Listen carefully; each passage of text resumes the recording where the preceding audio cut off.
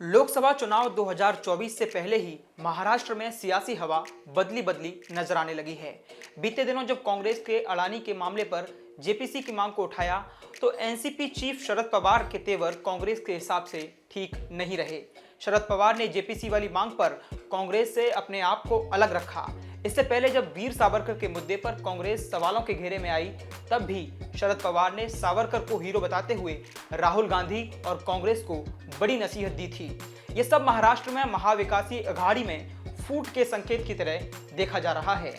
हालांकि बीते कुछ समय से कांग्रेस, आम आदमी पार्टी, तृणमूल कांग्रेस और उद्धव ठाकरे की शिवसेना समेत अन्य पार्टियां मोदी सरकार और बीजेपी को घेरने की रणनीति बनाती नजर आ रही हैं। दूसरी ओर विपक्ष को अहम बताने वाली एनसीपी के अध्यक्ष शरद पवार कांग्रेस को मुश्किल में डालते हुए नजर आ रहे हैं। जिन मुद्दों पर विपक्ष बीजेपी तक पहुंचा है, उन्हीं मुद्दों पर शरद पवार के रुख में बीजेपी को राहत नजर आने लगी है। क्या महाराष्ट्र में कांग्रेस के साथ बड़ा खेला होने वाला है? इस वीडियो में हम उन्हीं मुद्दों पर चर्चा करेंगे और समझने का प्रयास करेंगे कि आखिर महाराष्ट्र की सियासत में चल क्या रहा है। नमस्कार, मेरा नाम है ऋषि नौपुत्रा और आप देख रहे हैं सियासी किस्सों की सीरीज सियासी पाठशाला। और सियासी पाठशाला में आज बात होगी इस मुद्दे पर कि क्या महाराष्ट्र में शरद पवार कांग्रेस का हाथ छोड़कर अलग चाल चलने वाले हैं। बात इस मुद्दे पर भी होगी कि क्या अघाड़ी की गाड़ी को ब्रेक लगने वाला है। क्या शरद पवार ने शुरू कर दिया है कांग्रेस के खिलाफ सीक्रेट वॉर। क्या लटक जाएगी अघाड़ी के विकास पर बगावत की तलवार। बीते दिनों कांग्रेस के नेता राहुल गांधी ने सूरत सत्र न्यायालय के द्वारा 2 साल की सजा सुनाए जाने के बाद एक प्रेस कॉन्फ्रेंस की और सावरकर पर निशाना साधा।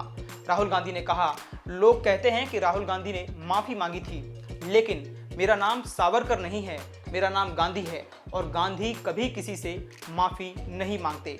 राहुल गांधी के इस बयान का महाराष्ट्र में सबसे ज्यादा राजनीतिक असर पड़ा।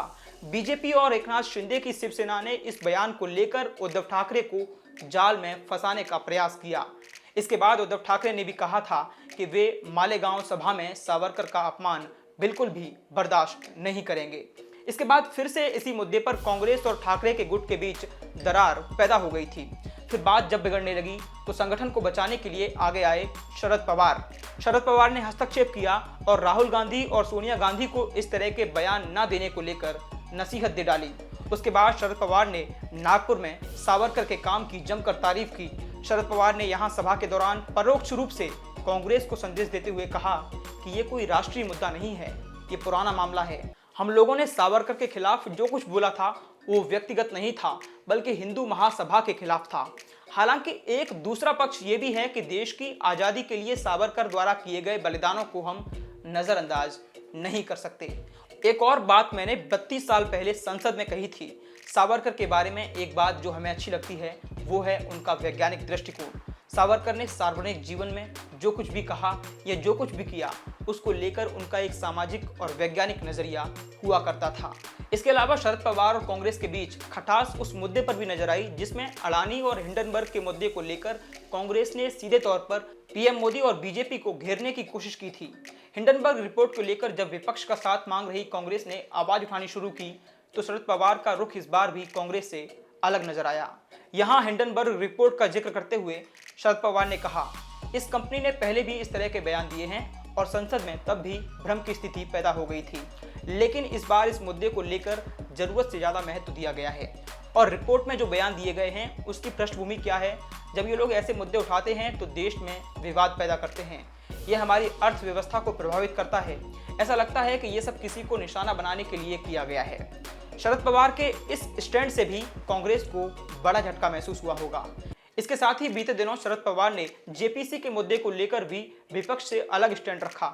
शरद पवार ने विपक्ष द्वारा उठाई जा रही जेपीसी की जांच की मांग को खारिज कर दिया। इसको लेकर पवार ने कहा कि इस कमेटी में 21 में से 15 सदस्य सत्ता पक्ष के होंगे, ऐसे में इस मांग का क्या औचित्य रह जाएगा। इसको लेकर जेपीसी की मांग कर रहे कांग्रेस और विपक्ष के बीच दुविधा की स्थिति पैदा हो गई थी। कई लोगों ने पवार के रुख पर सवाल उठाए, जबकि विपक्ष ने भाजपा पर जेपीसी की मांग से बचने की कोशिश करने का आरोप लगाया। इसके अलावा हाल ही में दिल्ली में और पंजाब में सत्ताधारी आम आदमी पार्टी ने पीएम मोदी और उनकी डिग्री को लेकर घेरने का प्रयास किया, लेकिन तब भी शरद पवार ने इस मुद्दे को नजरअंदाज कर दिया। इस मसले पर शरद पवार के स्टैंड की चर्चा ज्यादा हो रही है। शरद पवार ने, आइए समझते हैं क्या कहा था। शरद पवार ने कहा, आज क्या देश के सामने डिग्री का सवाल है? तुम्हारी डिग्री क्या है, मेरी डिग्री क्या है? क्या ये एक राजनीतिक मुद्दा है? बेरोजगारी, कानून व्यवस्था, महंगाई जैसे मुद्दे हैं और इन मुद्दों पर हमें केंद्र सरकार पर हमला बोलने की जरूरत है। आज लोगों को धर्म और जाति के नाम पर बांटा जा रहा है।